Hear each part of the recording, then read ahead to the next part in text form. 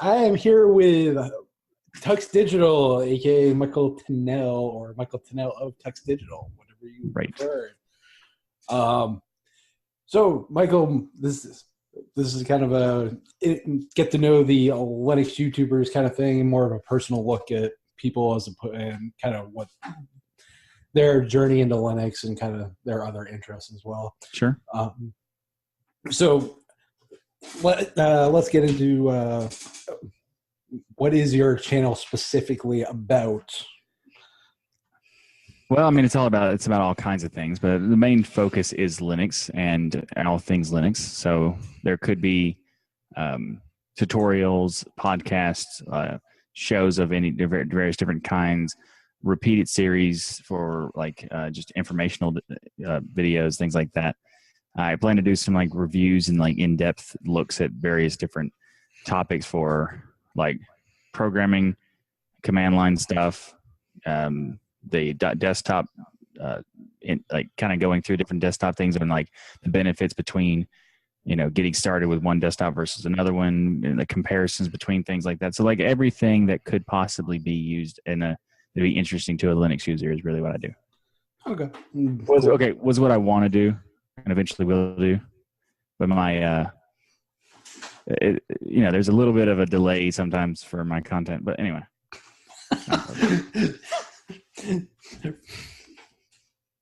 So it will be, can be, and enjoy. Subscribe. He is very good at his content. Don't let him fool you. As long as I get it out is all I'm saying. You said it, not me. There you go. I got one coming out Thursday. Finally. There you go. A non-podcast episode. I will be very interested to watch. Cool.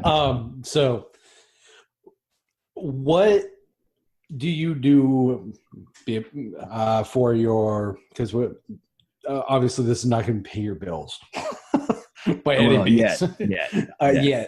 The idea is, what is your trade by nature currently? I am a designer, developer, marketer. I'm probably more on the marketing and development or the designing side than developer, but I also do some development work as well. So I do services for companies to market their companies, get more customers for whatever service or product they do, things like that. So mostly I'm a B2B, business to business designer and marketer. I also do writing because I like to do more than just the same thing. So I also do writing and a variety of things for social media marketing, things like that for places. I started writing Linux articles for makeuseof.com and howtogeek.com. Oh, nice. I'm no longer write for makeuseof, but there's a couple articles, or 6 or 7 articles that you can go where if you want. But I still write for howtogeek.com because I enjoy writing for them a little more, and it's a fun thing to do. Yeah. Nice.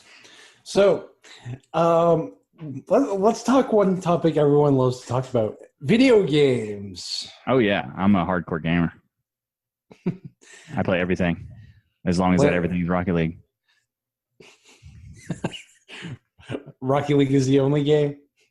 It's not the only game. No, I play a bunch of stuff, but that's definitely the main game. That's my main hobby in terms of games. But I do play Ballistic Overkill and some other stuff. So does that mean Ryan? For those that don't know, Ryan, I mean Das Geek, who will eventually be interviewed on this channel, is Ballistically Overkilled by you consistently? I've never played him on that game. But I have more experience in that game than him, so I probably would do better than him. But I'm not a good first-person shooter.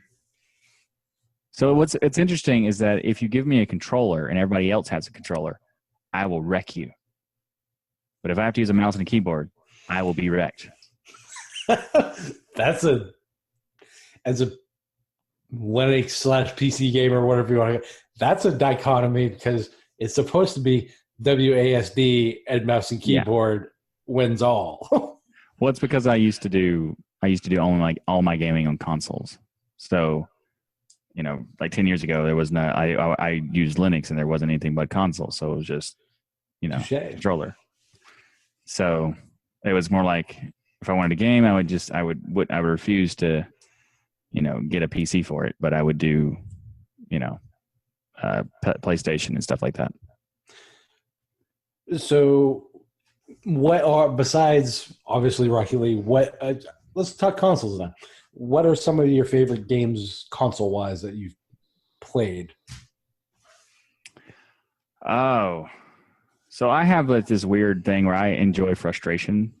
That might be why I like Rocket League, but there's one of my favorite games is very rare, probably that most people haven't heard of. It's called Stuntman.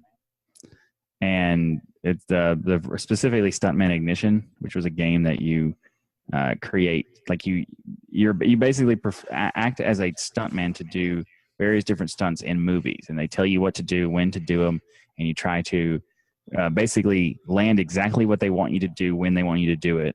And the frustrating thing is like it's a platformer that you have to repeat endlessly until you get the task done. And some people would say that sounds like torture. And I would agree, it kind of is. But I enjoyed that game kind of. I don't know why. But there's a star system in that game where you need 2 stars to pass a level, 3 stars to get to the next, like to open up the whole levels, like extra levels. And then you get 4 and 5. 4 is like just how well you do, and 5 is a system where you cannot drop your combo of stunts any point during the match, like the race or whatever. So you have to do like 100 to multiple hundreds of stunts inside of a same combo and never lose the combo string. So there was like, 5-star. There's like 5 to 6 movies that you do tasks on, and then I think 5 or 6 tasks per movie kind of thing. And I got 5 stars in all of them. I never lost a combo at all. In order to do that, you'd have to be very dedicated to this frustration. So I don't know why. That sounds like kind of games. Interesting. Most people would say that's like banging your head against a wall repeatedly, but but for some people, then again, it's kind of fun. Well, for some people, it's kind of like those that like love the really hard game, like games that are like absurdly hard. I like Dark Souls too. Yeah.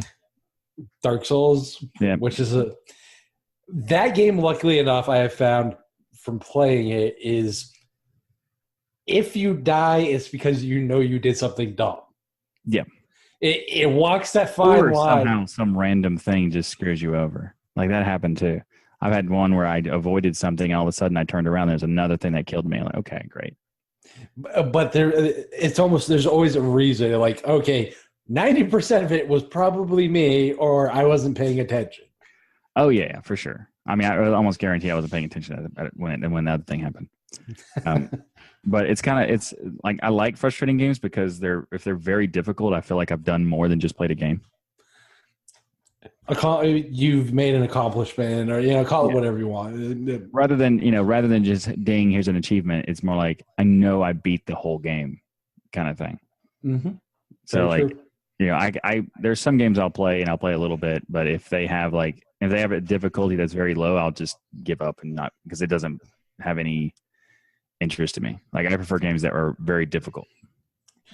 No, I was going to say you're in that Dark Souls type of lot then, which is I really like games that like they kind of force you to surpass or overcome like ridiculous obstacles. Because if it's like sports games, I don't really like them because they're the same thing and they're repetitive and they're not that challenging.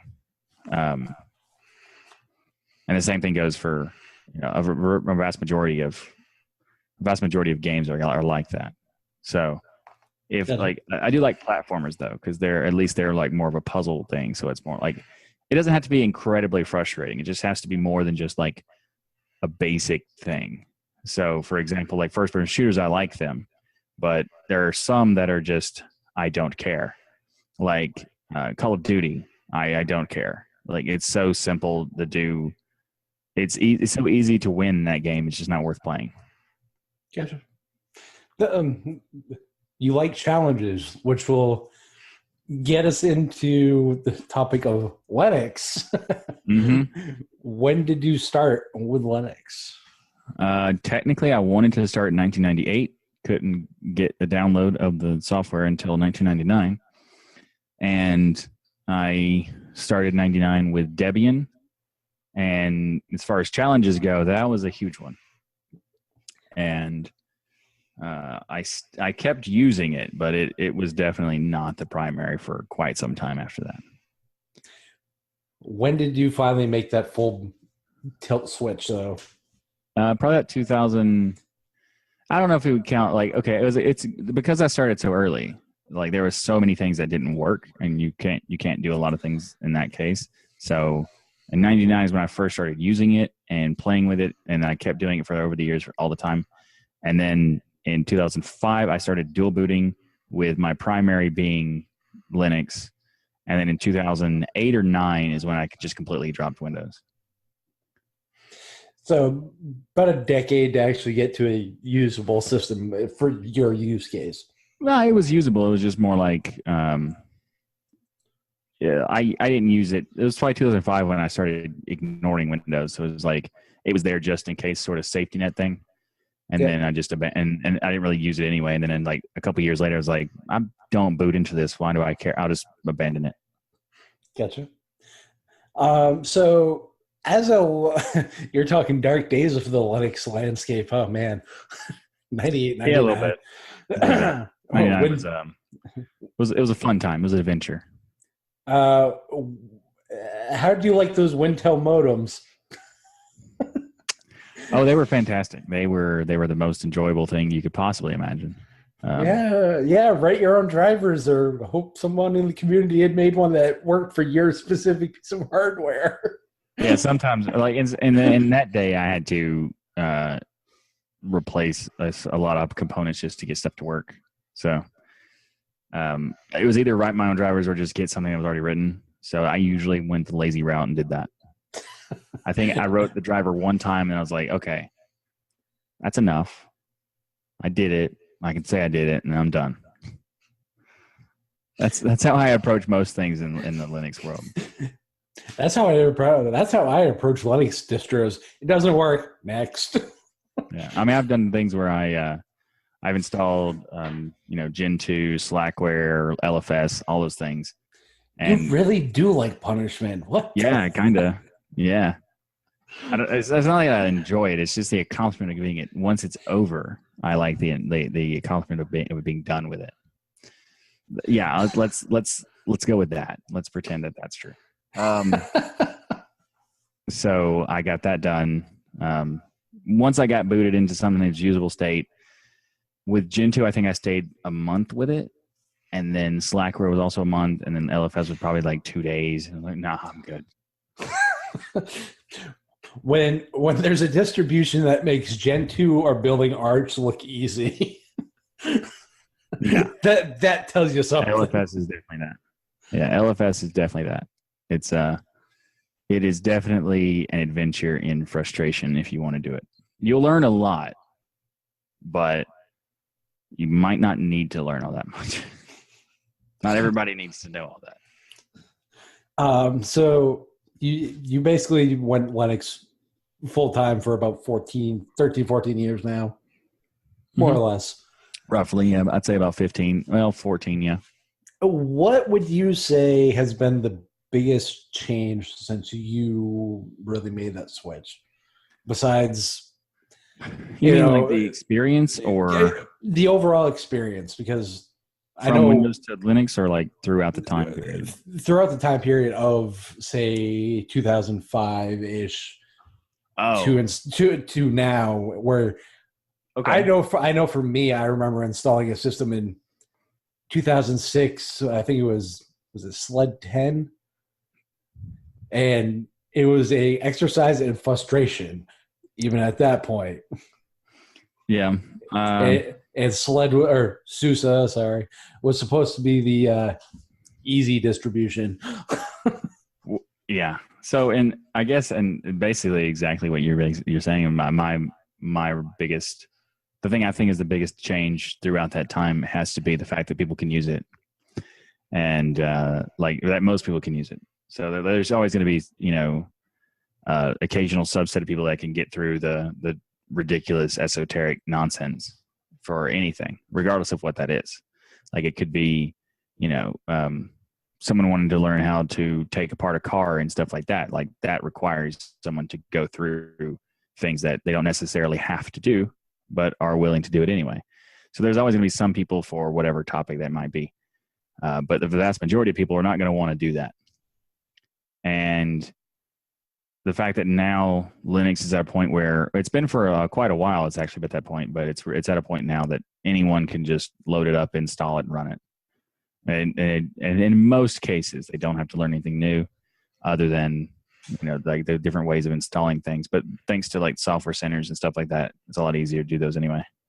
So I think it's like just the vast majority of the stuff has been average user friendly, for, lack of a better word, I guess. Gotcha. So in that time frame, what DE did you start out on then? When you made that switch in like 2004, 2005? Oh, okay. GNOME 2 was at the time. And I used that one for a very long time. So when the transition from GNOME 2 happened, GNOME, whatever. GNOME. That too. What did you end up going to? Because 3 was controversial, I'll go with. Yeah, I think controversial is a very nice way of putting it. I prerequisite earlier, we discussed the fact that I do like things that are frustrating. There's a point where it becomes just broken. Just saying. So when they switched from GNOME 2 to GNOME 3, there weren't very many options. I think I stayed with GNOME 2 for about a year. So I think I just stuck on Ubuntu 10.10 for that case. And back then, the release cycle for support for 10.10 was much longer than the 9 months now. I think it was 18 months back then. Yeah, it was a year. So I could stay on. Yeah, I think it was. So I stayed on 10.10 until 12.04 came out, and 12.04 was like the first Unity version that was usable. So I used that one, and it was actually quite good. I enjoyed using Unity during that time of 12.04. I also tried it during the other times, and it was also not ready. But 12.04 was actually like the first version where I enjoyed using it. I was going to say. No, go ahead. I was going to say I definitely agree. 12.04 was the first usable version of Unity. The first ones are crashy, to say the least. Yeah, I mean, it's understandable when someone releases something that they've never had anybody try out before in a big scale, and then expectations of it's not going to be very high for me. So I wasn't really bothered by them making their own DE and then it not working immediately. I was bothered by a DE that existed for over 10 years that all of a sudden decided to break their own DE. Like, okay, a little bothersome. But that also kind of happened with KDE during the 3 to 4 switch. So like there was some massive breaks there too. And I used KDE in the 3 era somewhere, like 3.5 era. And it was good then. And then there was this weird point where 4.2 or 4.3 had this like really big resource like collapse. I forgot what it was, but there was like this big memory leak that made the system not really usable in some machines, and I was one of the affected machines. So the bloated aspects of KDE were accurate at that time, And it wasn't accurate for very long because turns out because I went back to, someone was trying to convince me to use it, and I went back to KDE, and I went back right at the time where that happened. And the myth that existed during that time was not true up until that point. I tried it, and then a month later they fixed it, and I'd already given up and started like just accepting the myth as reality. Because it was like this small window, it just ended very badly for me. But it was there still wasn't very much to use back then. There was only like 3 or 4 options. Now we have a ton, and we even get new ones every few years or so. Yeah, we do, because I use some of the weirdest ones possible. Yeah. I think you look for like someone like, oh, it's a new DE, I'm gonna use it. That's the thing. I think I'm more interested in the desktop environment than I am the actual distribution, or what they're doing with the desktop environment. That's more. I mean, that's fair. I mean, they're actually quite interesting now because there's so many to choose from and play with. Yeah, because it's interesting seeing the what other people see as a functional desktop. Yeah. But it's kind of funny because there's my experience with Plasma was good. I liked it. It was okay. Well, it was okay. Moved away, came back, and it was just disastrous experience. And then shunned it for years, and then came back. Or actually, I had a conversation with a bunch of people. And they were telling me like I have to try it, and they were explaining like different reasons why I should use it and stuff like that. And then I had a laptop that was on its was about to die, and as far as like it couldn't use a battery. The battery was essentially dead. Like it couldn't even connect to a new battery. It was just like that port was messed up, so it was only power only, which on a laptop is kind of pointless. Just kind of turns it into like a stationary monitor at that point with a keyboard. And so there was a bunch of like it was at its last legs kind of thing, and I tried everything. I put everything on it, including tiling window managers and everything, and those worked fine. They were just bothersome to use. Like I could use them; they were nice in some ways, but also just somewhat annoying in other ways. So I used OpenBox, which also has some benefits. Like as far as lightweightness, was fantastic, but as far as like having to do certain things that really shouldn't be manual, like that's kind of annoying. But so I tried everything, and at some point I was just like, one thing I haven't tried yet is Plasma. I'll just put Plasma on it, screw it. And then it worked better than all of them, and it was efficient, and it gave me all the things that I wanted and features I wanted, and I was like, it blew my mind. Like the fact that it worked on this old piece of crap. It's like, okay, good to know. And then I started putting it on my more power. When I got new computers, I started putting it on my more powerful computers, and it was just, I haven't looked back. I've been Plasma only for that long. So it's been like 4 or 5 years now that I've switched completely. Well, I still play with everything else because I too like to play with like the new and shiny. I think that's almost a prerequisite for being a Linux user. Ooh, new shiny. Let me go play with it and see let me poke at it and see what it does, kind of thing. Yeah, I get the benefit of being both a new and shiny and a stable user kind of thing, because I do it in a structure where I have multiple SSDs, and I just do one SSD is always my main machine, and I don't touch it. And then, or I update it, of course, but I don't switch it out. Then I just replace that drive with another drive, and it's like a whole new machine, even though it's not. So it's a little cheating, but I like it. So the question becomes then, if you're running Plasma is not a distribution. So what's the base distribution that you're running? Technically, the base distribution is Ubuntu and therefore Debian. So okay. So you're getting very technical, therefore. So yeah, if you're asking me if I'm avoiding the question, yes, I am. But basically, somebody's being a politician. I did not choose a distro that you were in. So it depends, because I like two of them, and they both are essentially they compete with each other with Neon and Kubuntu. So I have Neon and Kubuntu installed on my system, and I have Neon currently as my main machine just because I've had it for 2 years, and it's been all the customizations and all the things that I wanted to do are all there. So when I need to get something done and I need it done quickly, I go to Neon.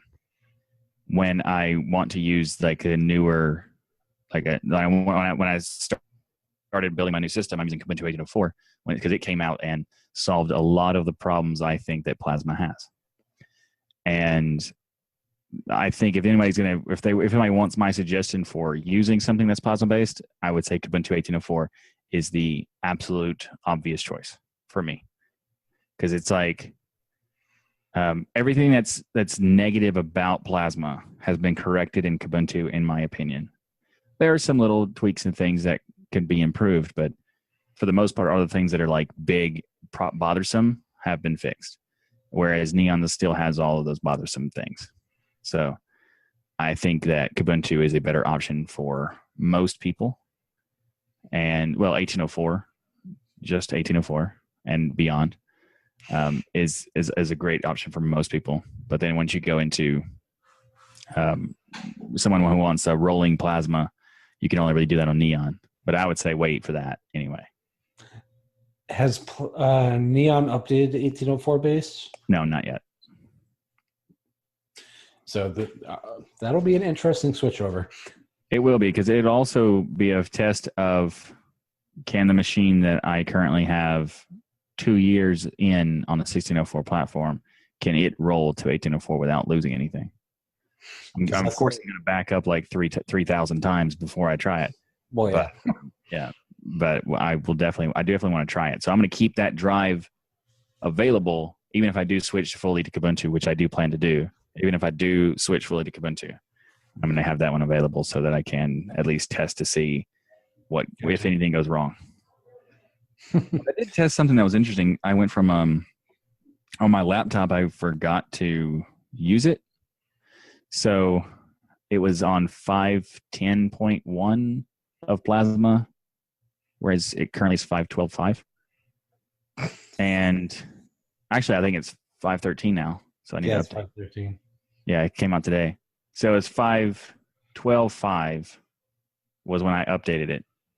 So I went from a massive update. It was like 800 packages or something. I don't know. And I was wondering, can Neon do that many jumps immediately without the buffer between 5.11? And the answer is, well, okay. Can it do it? Yes. Can it do it seamlessly? No.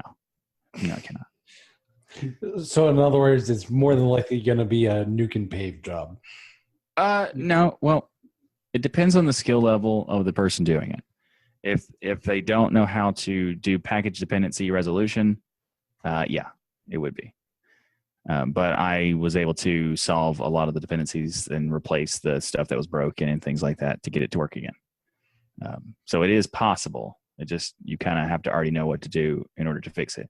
Because if you don't know what you do before you fix it, it'll be very hard to fix it on that machine. And you have another machine you have to do it and troubleshoot with, because Plasma didn't work anymore. So it would boot and I'd have a browser open and that's it. Nothing else would run. So KRunner wouldn't run. The menu system wouldn't run. So you'd have to drop to the terminal to open applications in the other TTY. And if I didn't already know how to fix it, it would have been a problem. But I had actually experienced it on other machines testing stuff, so I knew how to fix it. So it wasn't that bad, but it could have been bad for other people. If they've never experienced that kind of breakage. But I've also been a part of. I've been a user of Arch in the past, a community leader or manager or whatever that's called for Intergos. So I've had a lot of experience with things just updating and massively breaking in terms of the Arch base. So it's not anything that new. So I was able to fix it, but it's not I wanted to test if I could seamlessly upgrade it and tell people they could use it and be safe to say that they could update that much of a No, you cannot. Very fair. So that was your Linux journey thus far. What made you decide to get into doing media production and that kind of stuff on Linux? I fell into it actually. Originally, I fell into it because I don't remember exactly how, but there was some conversation I had with Chris of Jupiter Broadcasting, and he was looking for someone to help produce Linux Action Show, and then I started doing that. And so I was a producer for podcasting for a couple of years, and I started doing my own podcasting. Then I decided to do my own YouTube, and now I've branched off to doing podcasts, like lots of podcasts, doing videos and tutorials and writing articles and all kinds of stuff that are Linux related stuff. So I guess it all started with JB in a way, and then I just kind of wanted to like it was limiting to be a producer. You're not able to provide what you want to say. Like you're not able to control all of the content that you want to push out. So I branched out to make my own content because I wanted to say more specific things about specific topics that weren't available, that didn't fit in a podcast form. So I started making tutorials and opinion-based videos and things like that. Nice. What would you say, because how long have you been doing specifically like the media and like the media production and on Linux now?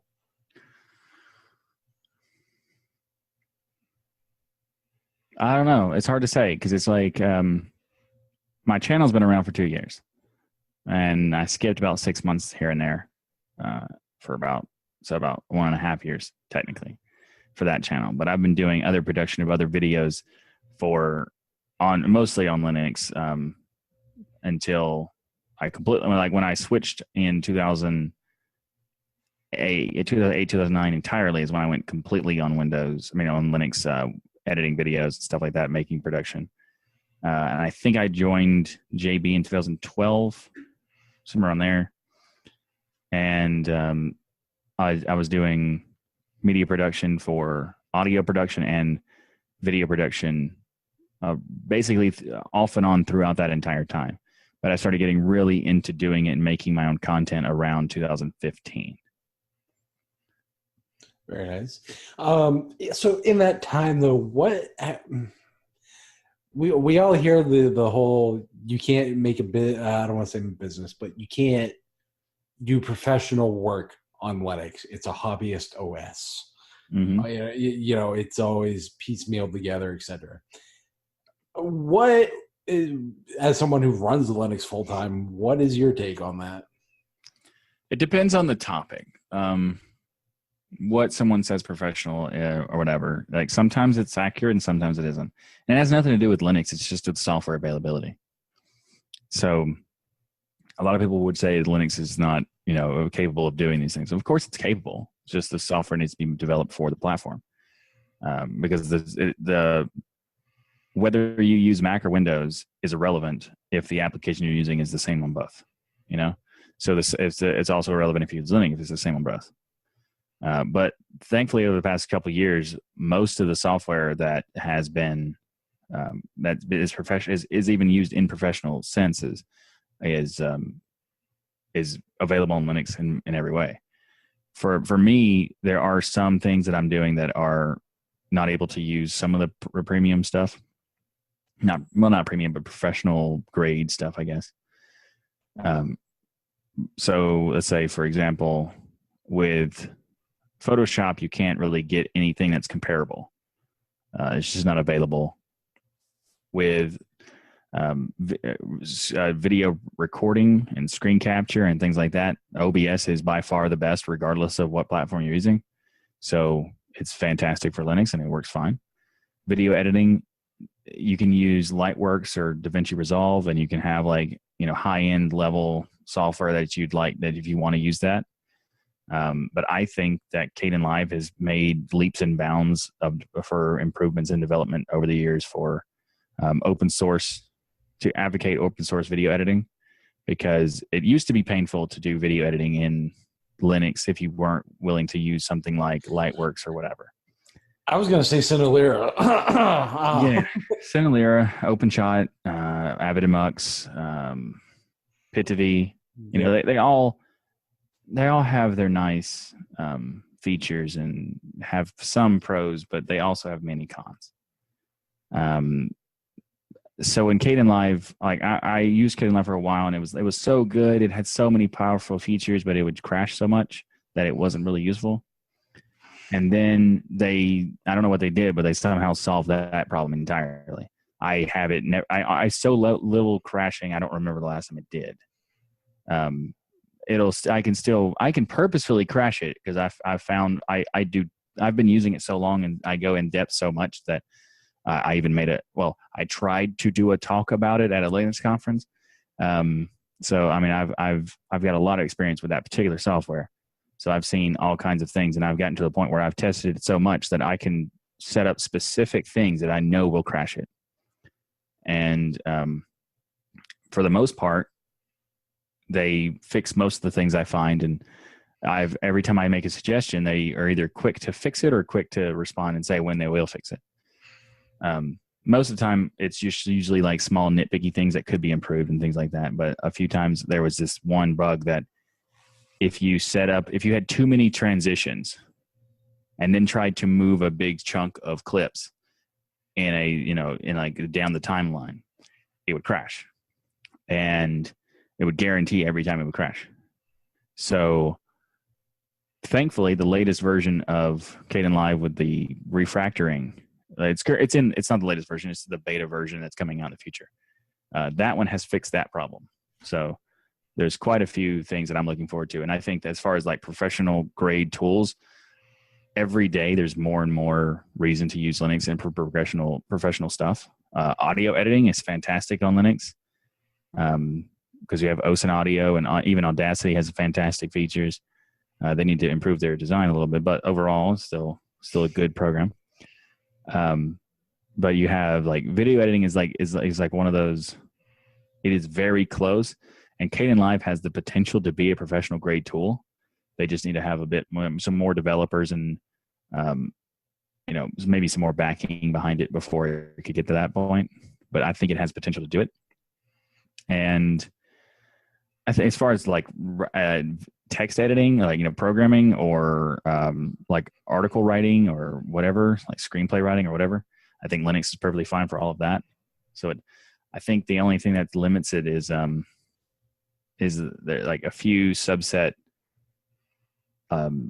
industries that have specific software that's designed for that particular industry, and that might be a problem that people could say it's not professional ready. But in my opinion, you can do 99% of the stuff you want to do in the available software that's currently in all of the repositories or in the software stores or whatever.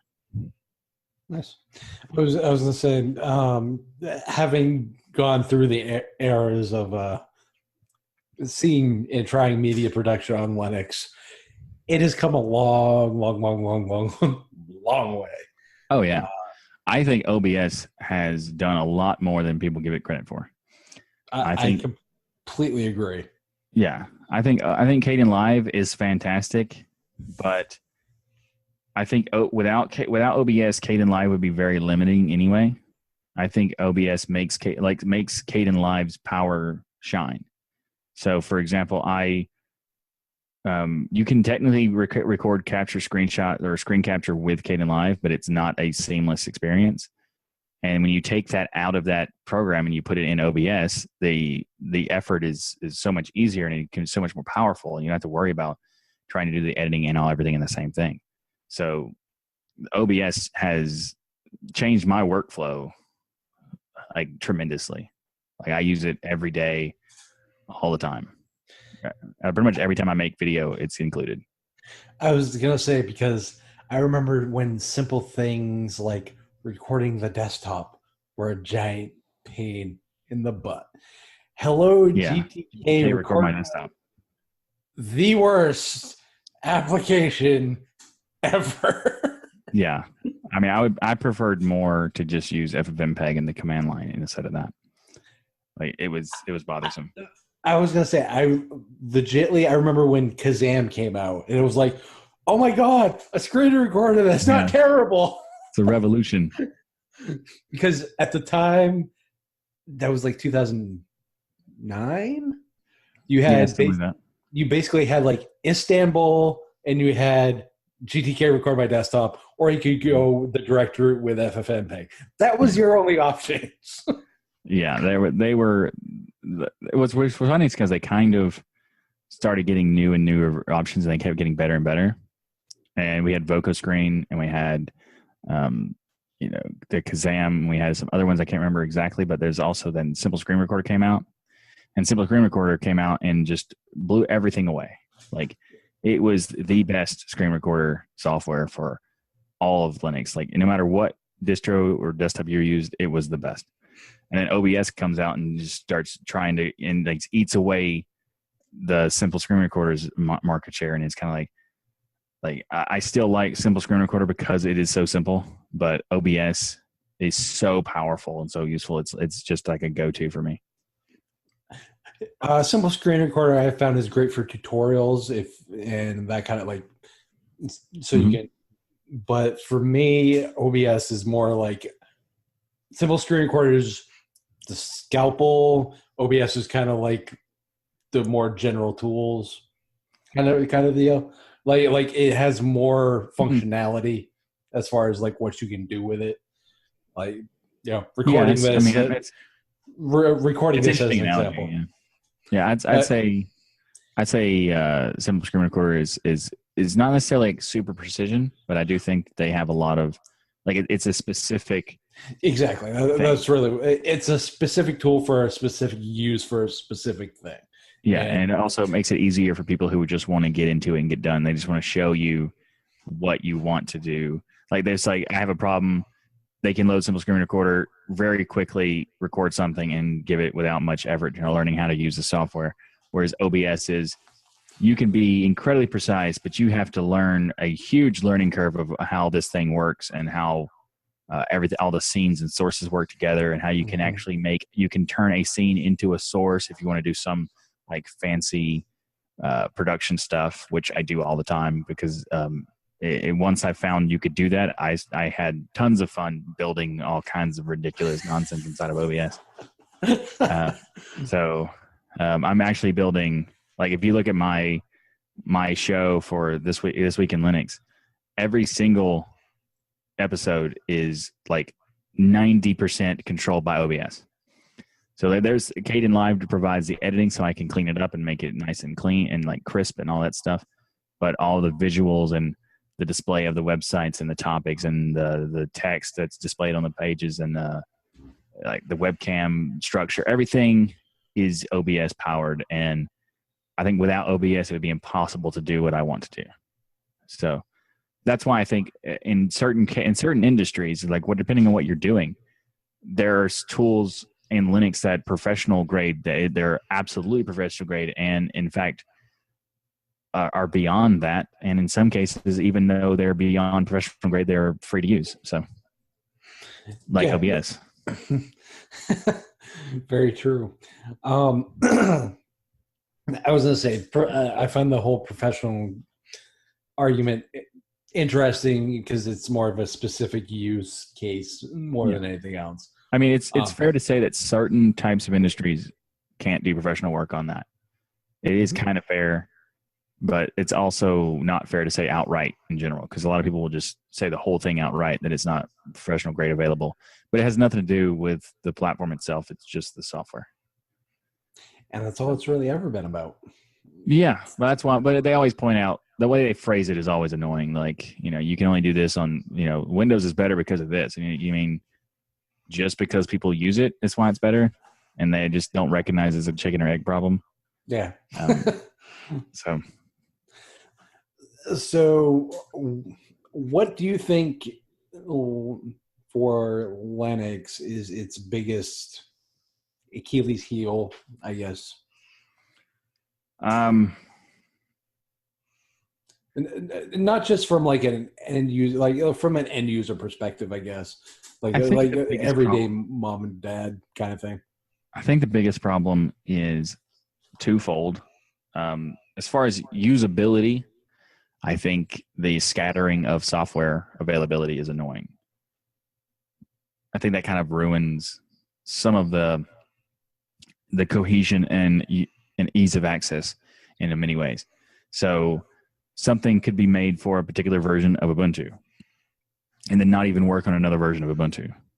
Or something can be made for Fedora and not work on Debian or whatever. And because of that, you have this huge breakpoint where someone might want a piece of software that they just can't use, but if they had chosen a different version of Linux, they could use it. And that makes it so confusing because they're like, why can't I use this software on this system that's using Linux because this other one's using Linux, but it can get it and I can't? Like, that's so confusing. So the biggest problem, I think, as far as usability goes, is the availability of software. Whereas like the universal formats like Flatpak, app images, and snaps will solve that pretty well. So whichever one wins, I don't care. If none of them win and they all compete forever, I also don't care, as long as developers use whichever one they want to. And that would be great for the usability aspects of using Linux.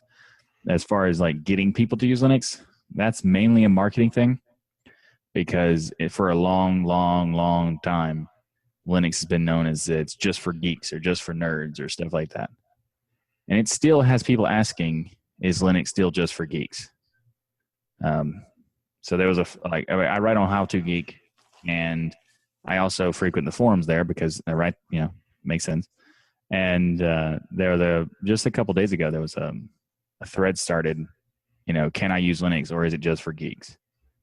And that kind of thing still is a unfortunate reputation. And even though it's not remotely like that and hasn't been for almost 10 years,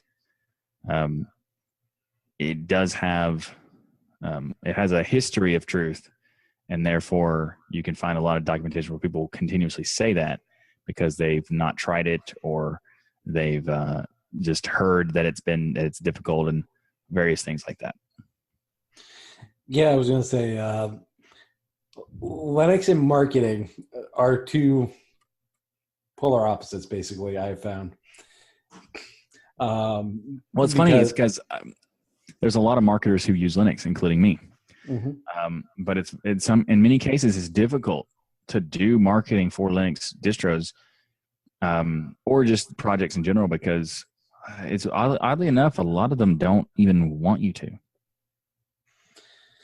Which is weird. Yeah. But what I was going to say is because Linux, the problem was, I think, from the mainstream point of view, when was it VA Linux systems went public? I think back in like 99 or 2000 or wherever. Yeah, that was like one of the first. I think it was the first Linux company to go public like that.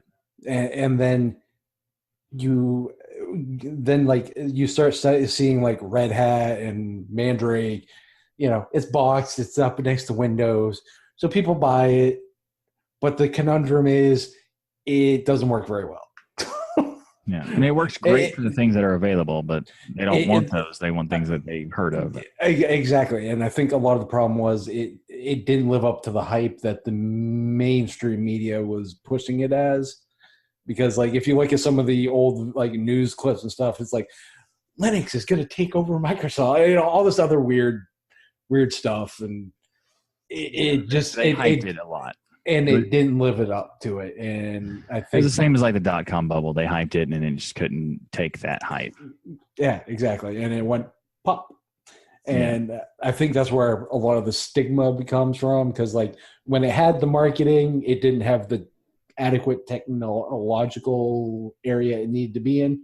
Well, there's people who have the marketing, but they don't want to market Linux in general. They want to market their system. They want to market, like Red Hat wants to market Red Hat. Ubuntu wants to market Ubuntu. And that's perfectly understandable. And SUSE wants to, market SUSE and OpenSUSE and stuff like that. Like, it makes sense that's their perspective, because that's how they make money. Is their version of Linux gets the marketing. Mm-hmm. But they're then at that point they're competing on a not a Windows, Mac, Linux platform. They're competing on a Windows, Mac, Red Hat, Ubuntu, SUSE platform. So they're creating even more competition for themselves. If they could compete to the point where they promote Linux all together, and they can also promote themselves, but they specifically promote Linux, they could have it where their promotions are helping them, but also helping Linux, as like a fundamental platform part. And it's a very difficult push to get people to do so, because it's hard to explain, like, promoting Linux would not help them at all. So how do you get them to want to do it, even though it wouldn't benefit them? Well, at the end of the day, like when you look at those guys, they're companies. They are out to make money. God forbid, there's nothing wrong with that either. Yeah, and they all have the desire to push open source and free software and stuff like that, and they all have a desire to push Linux, but in order to market Linux to the masses, it would be very expensive, and you'd have to be very specific of what your goal is. So it's hard to convince a company to put that much money into that kind of a campaign that won't even help them very much. So, and I guess the only thing I would say is, like, the Linux Foundation should be way more into marketing than they are. The Linux Foundation should be doing a lot more things than it does. They are interested in server side and IoT only. Basically, that is where they put their marketing. Any marketing that they may do, desktop is relegated to the back end, and that's pretty much true. It's unfortunately like Linux is already dominant on the server. We don't need to keep pushing to win the servers. We already did. And like, basically you can say Linux has won everything, every industry, and every facet of computing except for the desktop. So why don't we want to dominate that one too? It just seems kind of weird. Yeah, I was going to say, well, yeah. Look at the companies that are in the Linux Foundation. Too many people pulling one foundation in too many different ways, basically. That's kind of true too. So there needs to be some more consolidation of effort. Though you always have Linus writing the kernel at the end of the day, and yeah. I mean, we can all be safe assured that the kernel itself will not have a problem with that kind of miscommunications or controlled aspects. We know the kernel is safe. The problem is when you explain to a user that the kernel is important, they don't care. No. So. But is it the pointy clicky thing I can click on? That's all they care about. Like, so see, the kernel is this piece of software that sits between the hardware and the desktop space, and they're like, okay, you're a nerd, I get it, move on. That's what they typically respond with, for me. It is true. Oh no, it is very, very true. And besides, we know the kernel will be safe for the most part because Linus Torvalds does one thing very well. He doesn't mince words. You know exactly where he stands on that thing. Yeah, he cares about making sure it's the best it can possibly be. And there's also interesting people who have said, like, questions of brought up the topic of, what happens if Linus is no longer around to manage the thing. And that's fine because, like, Greg KH and a bunch of other people who could seemingly step in because they're, like, right underneath Linus as far as, like, importance. So, I mean, I think even if Linus decides he doesn't want to do it anymore or whatever, I think that the kernel itself will be safe for a very long time. And I think you're still going to get that blunt, brutal honesty because those guys have worked with Linus for so long now. Yeah, just out of a tribute to Linus, they would continue. And for anyone, seeing how I'm keeping these particular episodes PG or G friendly, see, Rocco, I can do an episode without swearing. Just as Google or your various search engines, what Linus Torvalds thinks in a video about 2012. So, Michael, it has been great talking to you. I always enjoy your perspective on Linux, and thank you for having me. thanks for letting people get to kind of know you and your thoughts on not just Linux, but video games and that kind of stuff. It's always no, I will never play you in Rocket League, Mister. What, like three-tier diamond or whatever the heck you are in there now. Well, yeah, I'm a Diamond 3. I should be a Champ 1 or 2, but I'm technically a Diamond 3. Yeah, it's just never gonna happen, bud.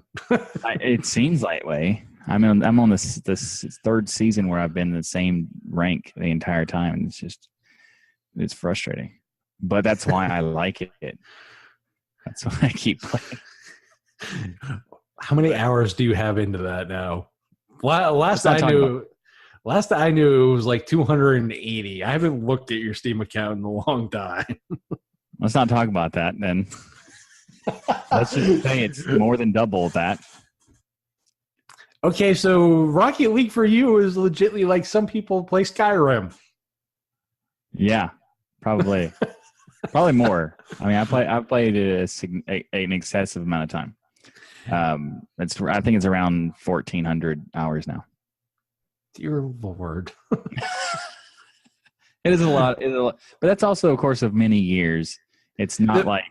I was going to say it's been on Linux for like, 2 years now, and I'm assuming you're not always in game too. Right. I leaving it on the main menu a couple times, or doing training, or doing like recording like screenshots for videos or whatever. Like sometimes I'm not necessarily playing, and also occasionally forgetting that it's on when you go to sleep. That kind of happens sometimes. You sleep? Occasionally. Like it happens. It's rare, but it happens. But no, I always enjoy hearing your perspectives. As someone who's been in Linux probably just about as long as I have, it's always interesting to hear the different kind of trails and journeys of like, oh, do you remember, the good times, the horror stories, and the horror stories kind of thing. Yeah, exactly. Because Linux has come a long way, and it's great to see. And it's great to see that there are people putting out good content, and that you can professionally. For those that you want to know, this is all the stuff Michael does is done on Linux, like he has said. So it's very well possible to do media creation on Linux now. So again, Michael, I appreciate it, bud. Always great talking to you. Yep. Thanks for having me. And that is it. So you guys know what to do. Rate it, subscribe. Peace. Smash that like button. Burn it with fucking fire. There's your one F-bomb, guys.